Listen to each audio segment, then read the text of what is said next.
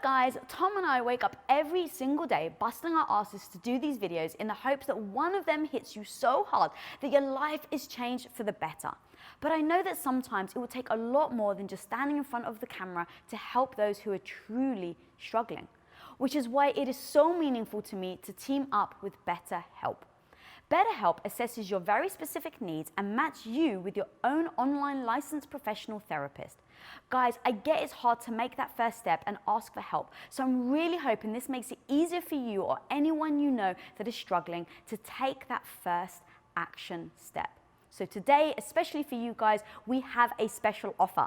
Visit betterhelp.com/RT, that's BetterHelp, H-E-L-P, and join over 500,000 people taking charge of their mental health with the help of an experienced professional. And we have a special offer for Relationship Theory viewers, you guys. You can get 10% off your first month by going to betterhelp.com/RT. That's 10% off your first month by going to betterhelp.com/RT.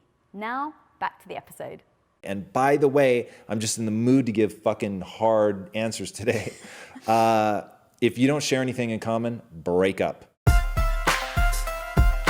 So this comes from YouTube question, Lisette Reeves. My husband has ADD and it's hard to keep his attention, especially when he only sleeps 5 hours a night and works overtime. He has to be doing something constantly to stay awake and happy. Any suggestions for a wife of a workaholic ADD husband? Well, I certainly don't consider myself an expert on ADD by any stretch of the imagination. I think I've mentioned before, when I was a kid, I was diagnosed with hyperactivity disorder, and the only reason my mom didn't medicate me was because I could sleep through the night. So I get it, and when I'm working on, like, especially contracts, I find that, and I'm bringing this up because I think that your husband has some responsibility in this, and I think that he, again, I'm not an expert, but as somebody that has maybe a similar form of, just bouncing off the walls a bit, you have to train yourself to come back to center, back to center, back to center. Like what's important when I'm drifting, come back. And one way to practice that is meditation, coming back to the breath, back. With anything, I don't care if you have ADD or not, you can always get better. So doesn't mean you can get perfect, but you can always improve. So I think he has the obligation to be doing that, which will be beneficial to the relationship. And I think that you guys finding things, like she used really important words, for him to stay awake, which I was very surprised by that, and happy, which is really, really interesting. So I'll just stick with the happy for a second. So if he needs to be doing things to stay happy, then you find things to do together. I'll use one example from our own relationship, which is video games. So we play Destiny together. It doesn't have to be that. I mean, you find something that you guys can have in common that you can both enjoy. There's going to have to be work on both sides, right? One of you is going to have to try something that the other probably already likes, and you may think you don't like, but you haven't necessarily encountered or engaged with enough to really know. So go encounter, engage a bunch of things that they enjoy. And by the way, I'm just in the mood to give fucking hard answers today. If you don't share anything in common, break up.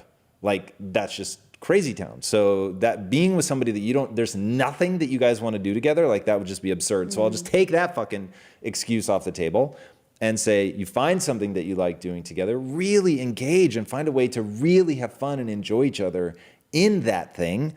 And if that's what he needs to be happy, then you find something where you guys overlap, where it also makes you happy to be doing and engaging in that thing.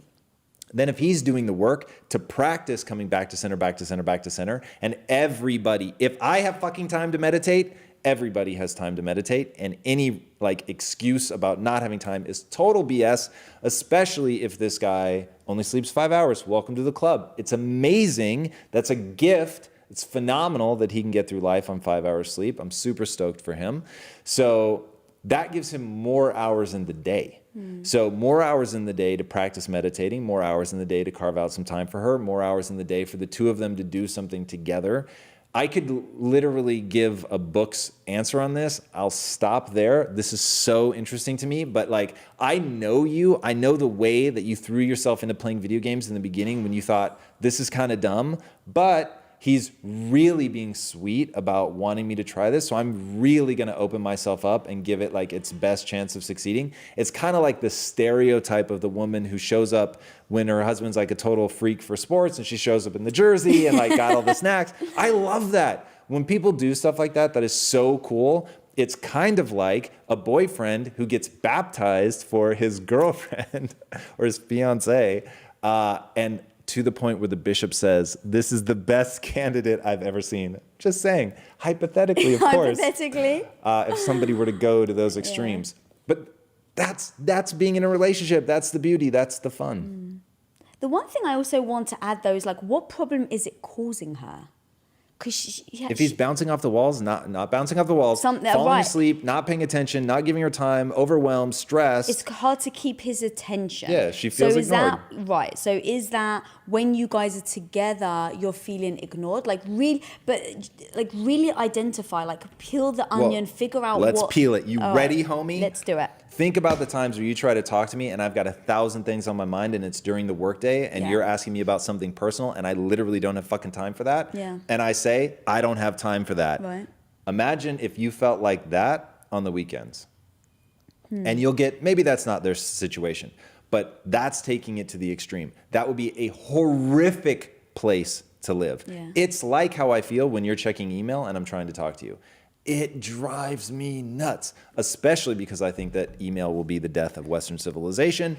So the fact that I'm trying to talk to you and you're checking email, the scourge of the planet, but when we're doing things like that, let's say I'm on my phone or you're on your phone and I'll go to say something, I'll specifically say, I need to tell you something, let me know when I have your attention. Like we actually use that language so that I don't feel ignored, because there's nothing worse when you're at dinner or something and you're trying to have a romantic moment or something and the other person picks up their phone. Like, I get it. Like it becomes habit and it becomes like it's your work. It's our lives. That's what we do. So I don't take it personally. But if I have something important, I want your attention. For sure. And so I get like, so if that's what she's referring to, like I get wanting that. And so I would just say, I have something to say. Let me know. And then you'll be like, all right, you have my attention. So you put your phone down. You're looking me right in the eyes. And it makes a difference. It really does. I don't like the feeling of talking to myself. So Word. I don't think anyone does, to be honest. But